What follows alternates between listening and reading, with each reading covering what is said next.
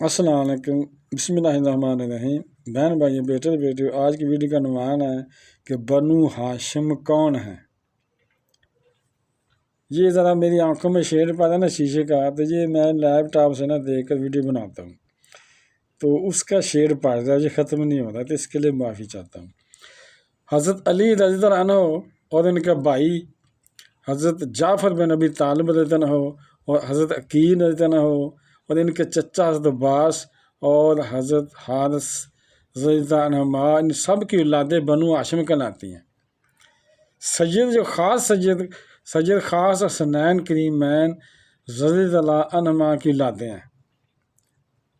تو یہ بنو ہاشم کا بتایا کہ بنو ہاشم کون ہے، تو سمجھ آ گئی ہوگی آپ کو بہن بھائی بیٹے بیٹیوں کہ سید جو خاص ہیں سید حسنین کریمین کے علاوہ جو ہیں حضرت علی کی جو اولادیں ہیں، جو ان کے بھائی ہیں، اولادیں ان کے جو بھائی ہیں اور چچا ہیں، وہ بنو ہاشم کہلاتے ہیں۔